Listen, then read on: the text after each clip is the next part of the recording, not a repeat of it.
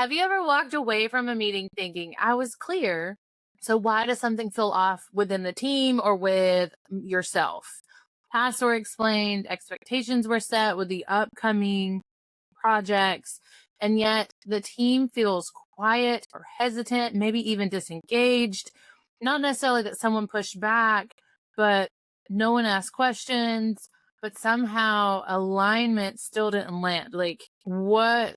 It's off, but you don't know what it is. Like, you just can't pinpoint that thing. Today, we're going to talk about social awareness and empathy and the leadership skills that live between the words that are coming out of your mouth or being written in the email. Before we get into it, make sure you hit subscribe so you don't miss future episodes. And as always, all of our information is in the show notes down below. You can now follow us on LinkedIn at Entrepreneur Encounter.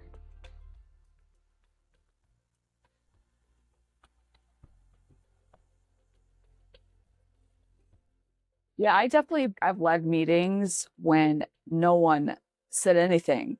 And to me, that made me leave the meeting questioning, was I clear enough? Like I've led workshops, I've been in meetings and no one said anything. Which to me is like, that's why you're having a meeting, so that people give you feedback. So that leads to why leaders often, ask this question quietly: why does my team seem checked out when I'm being clear? And clarity is important, but clarity without awareness can still miss the mark, because people don't respond to instructions, they respond to your tone, your energy, and if they feel emotional safety with you. And if leaders aren't aware of how they're showing up, teams adapt in silence. And that in itself is what hit home for me, because I know sometimes my tone, my energy, like I know that I could be very monotone. I'm not an animated person. Sometimes I do talk with my hands. Other than that, I worked in like this nonprofit and I would lead workshops, and I'm trying to figure out, like, why is nobody like engaged? And until I started doing activities, then they were engaged. Like, I get, just trying to figure out that part. So yes, I've been on the other end of meetings or workshops where I wasn't engaged because, there was nothing for me to say. So we have to figure out like what that is. Like, how are we showing up as a leader? Do you feel like there's a balance between the two? Because we have to give instructions, so we can't be too fluffy or too stern without actually giving the instruction. So there is, I feel like, a fine line between the two that I personally am still working on as I'm trying to grow a team and keep a team. So here's the reframe, whether it's your mindset or anything, but we need to shift from logic only to emotional reality as well. Trust is emotional before it is logical. People decide how safe it is to engage long before they decide what to say. So how do you make people feel in your meetings, whether it's the stand-up meeting or a quarterly planning session, whatever it is? That's why I follow the L10 EOS system, that meeting starts with a 5-minute win, basically something that you are proud of, happy about, successful in, personally or professionally, and everyone shares. So it just sets off the tone of the meeting, and it is emotional because we want to celebrate you. And if we celebrate you, then logically now we're going to follow through with the next things, and we can take the emotional out of the task and updates because maybe we're behind. But because we started on a positive note, that social awareness about creating that environment, it's just much a better environment altogether. Exactly. When you recognize that in your team, when you recognize that with whomever you're working with, your co-working space, a partner that you have, and you recognize the fact that they're doing great or they get to share a personal or professional win, they feel better in that space. Like they're asking for validation. Like I'm not.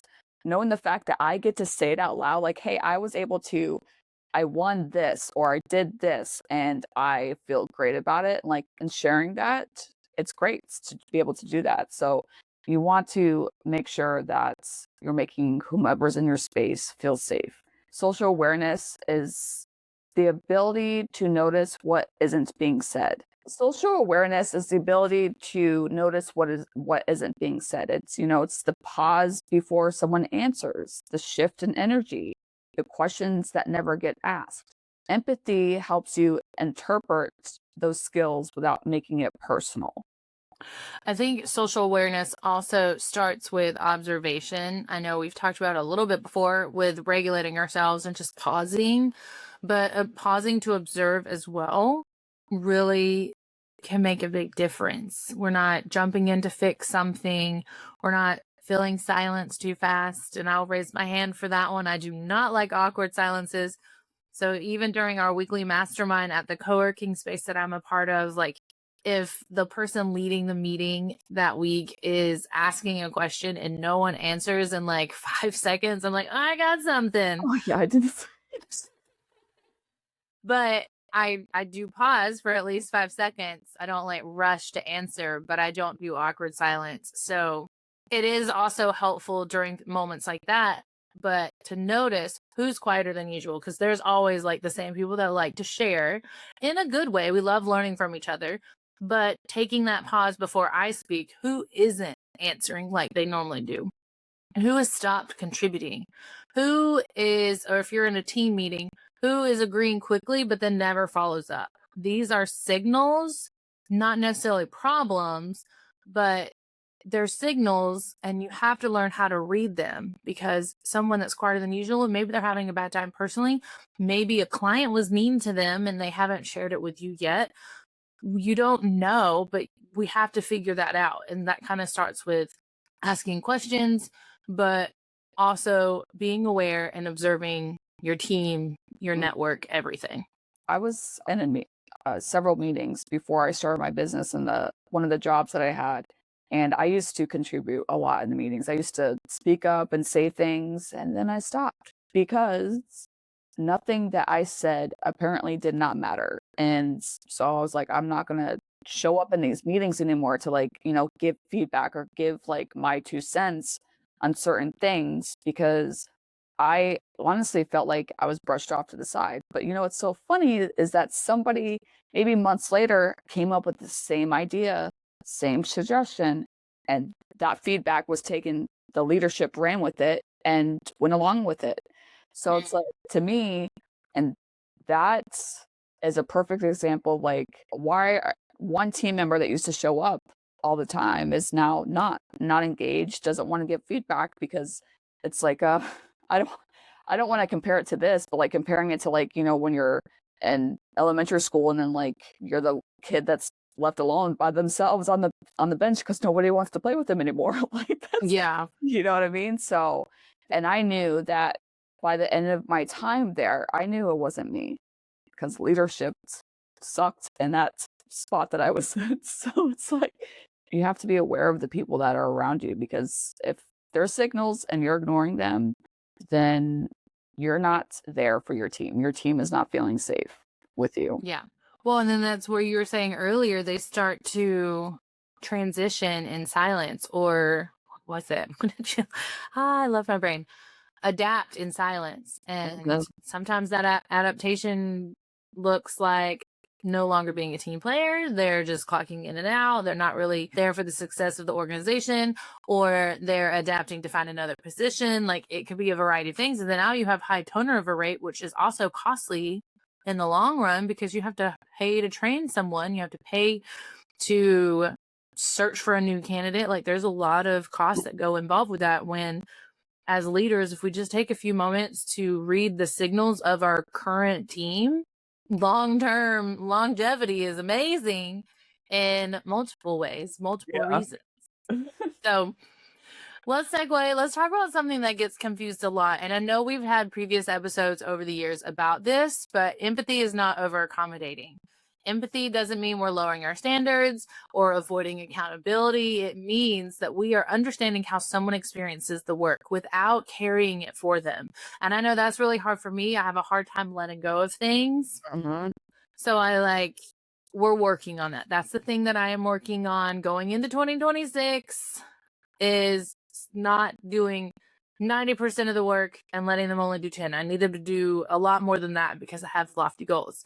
But over accommodating protects comfort. So empathy builds trust. I want to build trust in my team. I want to empathize with them. But at the end of the day, they have expectations. They have an SOP. I've trained them as much as I can. Now it's just allowing honest conversations, even the hard ones of, are you the right person for this job? Or do I need to find something else that best accommodates your skill set and your interests, but still allows my company to grow in the ways that I see it? I need to navigate it. Also, what's that saying? Put yourself in someone else's shoes.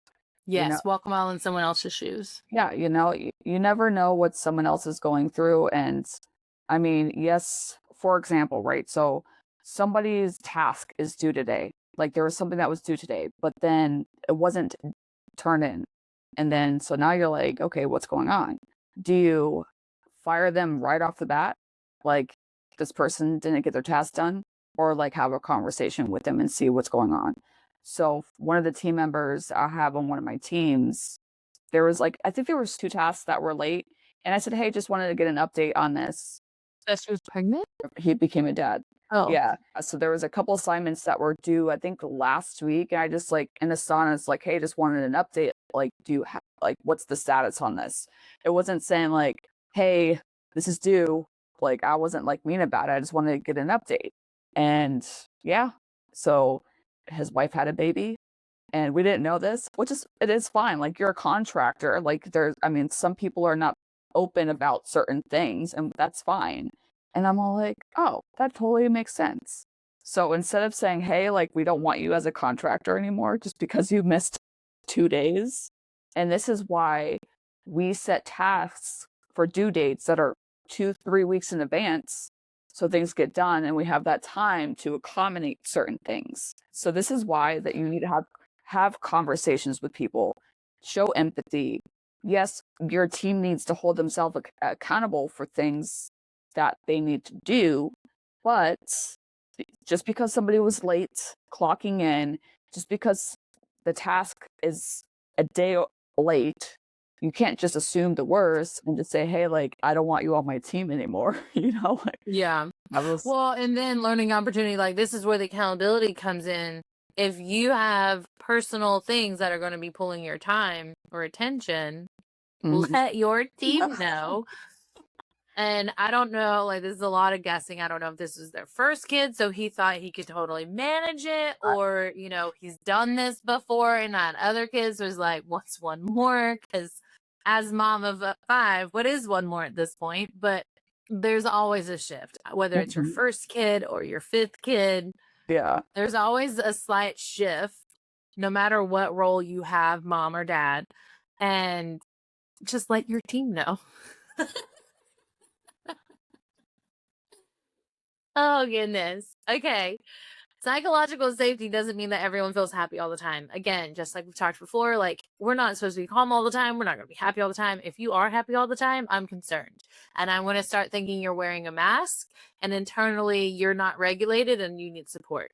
So having an environment, showing that empathy, creating space for psychological safety means that people on your team, even your clients, feel safe to speak up, ask questions, and make mistakes without fear.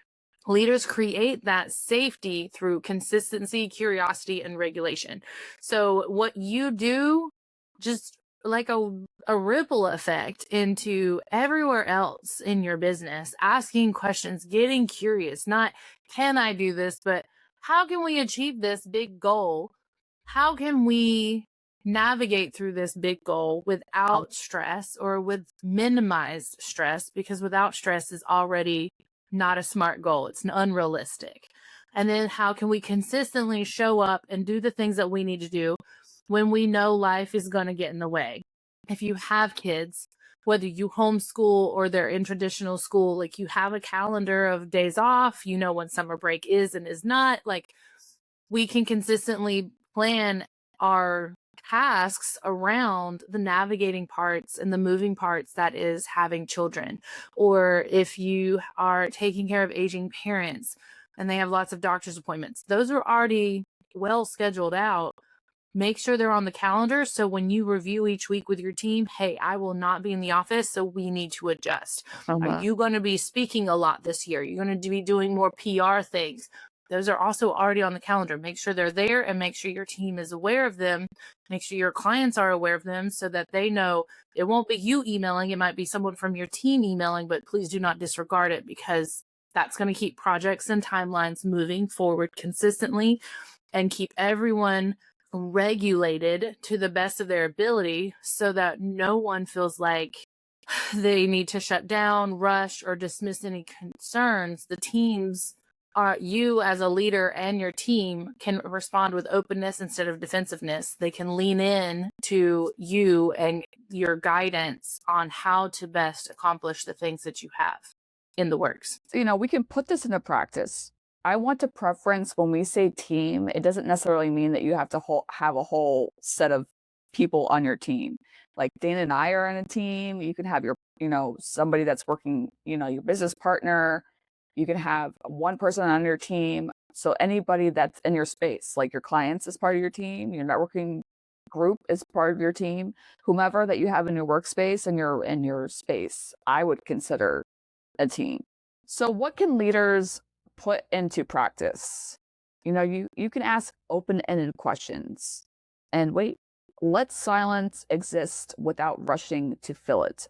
You're allowing whoever you're asking the question to give them space to kind of like think about it, because typically when you ask like a yes or no question, that's the end of the conversation. So asking open-ended questions, it allows for more in-depth conversations. Is going to help you reflect back what you're hearing.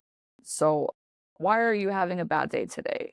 Oh, you're having a bad day because you didn't get enough sleep last night. And then I know that's a poor example, but well, then you can follow it up with another open-ended question. Why didn't you get enough sleep last night? Yep. Are you overwhelmed with something? Are your kids sick? Is your husband sick? Is your cat sick? Like, that opens up, like, let silence exist. And this, again, calling myself out without rushing to fill it. Ask that one question and almost like bartender level, just sit there or stand there and wait. Exactly. Yeah. And then when that person answers you back, then you truly listen to them so that you can say, hey, here's what I'm noticing, right? So I'm noticing that you are saying that you're not getting enough sleep because you're overwhelmed. It sounds like maybe this is happening. So then maybe give a suggestion like, okay, here's what I'm noticing. It sounds like you're overwhelmed. So what if we do this? What if I take tomorrow's task away from you so that you can chill out for the day and not have to worry about that? How does that sound?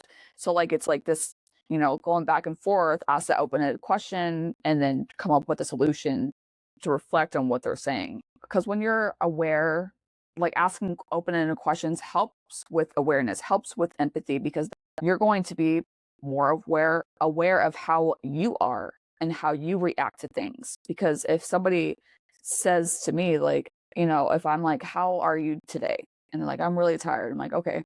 And I leave it at that. Like, like, but knowing how to show empathy and like being aware and showing up for the person and asking those open-ended questions is going to help the people feel safe in your space and is going to help with the long run of whatever is going on. One of the things that I say often to my kids, for the most part, I know I bring them up a lot and I'm sorry, but soft skills are for everybody. Doesn't matter how old you are, is treat the other person, treat everyone else the way you want to be treated. So if you are grumpy and cranky and whatnot, would you want, I'll say, and I use me as an example, do you want me to see you being grumpy and cranky and just walk by and ignore it? Or do you want me to come and care for you and take care of you and ask what's going on and help you solve that problem? They always want me to come and help them. Exactly. So I was like, then you need to do the same thing for them. And you gotta, the open-ended questions or even the follow-up open-ended questions, because maybe they need a little bit more safety pushing to like really share. Because the first time you ask someone, we don't know if you're actually going to listen. It could be, hey, how are you doing today? And then no one, typically when you ask someone that, we all know that you don't want to know. You want me to say fine and we keep it moving, like crossing each other. I want you to genuinely tell me. I don't care if you are a stranger on the street. And so I recently, my youngest son, putting this into real practice and reflection, my youngest son was struggling with putting the lighted garland around his tree. Like I said, was telling Sarah earlier before we started recording, I have garland everywhere because of past Christmas projects. And so like we were getting really creative. And he wasn't getting it exactly how he needed it or was like envisioning it in his head. And be mindful, he is 7. I had to do the math, which kid he was. He's 7 years old. And so he already like, he knows he's frustrated, but he doesn't know how to voice exactly what it is because he's 7. Yep. My oldest kids, who are 11 and 12, were in there and kind of talking, but they both were covered by their like bed fort things. So I couldn't see him. But they're like, why don't you do this? Why don't you do that? Why don't you ask for help? And I'm like, so I was listening to it from another room and I was like, okay, well, they're at least trying to engage. But eventually, like, too much time had passed and I go in and I'm like, none of you are helping him. None of you are showing empathy because you're talking to him, but that's the same. Like I said, treat people the way you want to be treated. If you are struggling and someone's only offering you verbal advice without even looking to see what the problem is, to fully understand, that's like walking by a pool and seeing someone drowning and you just throw a life raft beside them and you're saying, hey, go get the life raft. Go get it. It's right there. You just have to swim to it. They're drowning. They're never going to get there. He's drowning in his emotions right now because something isn't working, and y'all are just getting snippy with him because he's not doing something exactly how you say it, but you have no idea what he's already tried. That's not nice, that's not kind, and that's not helpful. It's not genuinely helpful. So I was like, you didn't ask a question. You were just giving advice without fully understanding. Ask those open-ended questions and then wait for him to respond. Maybe even get down from your bed so you can see what he's trying to show you, because he's going to be more visual in trying to show you what he's trying to accomplish with hanging these lights. And we went back. So I went back and forth and we finally got it all figured out. But even then I asked another opening question because I hung him up to the best of my understanding of what he wanted. I was like, is this what you mean? And I sat in silence and waited for him to answer because, of course, he had to analyze it and things. He was like, no, but I still like it. So we were done with it. We wiped our hands and we moved on. You still ask questions. Yeah. I mean, adults are not that different, We're not. We're not like, that's one thing when it comes to like, trying to figure things out. Like my kids, I'll get in their face. Like I step down to their level, like to get in, like to see them like in. I see what you mean now. That is a big one though. And yeah, so I think like when we are talking, to our kids, like I try to get on their level. So like when I'm talking to an adult, I'm trying to get on their level because my experience and your experience are vastly different. And sometimes it's not. We as humans have all been through something, good, bad, whatever it is, right? So when you have conversations and they feel safe with you to start sharing things, and that triggers a memory in your mind, you're like, oh wait, like I've been there before. Hey, so I see that you're going through this. I went through something similar and this is what I did to help. Would this help you? If not, let's figure something else out. So, showing empathy, putting yourself in those shoes of the other person, because you never know.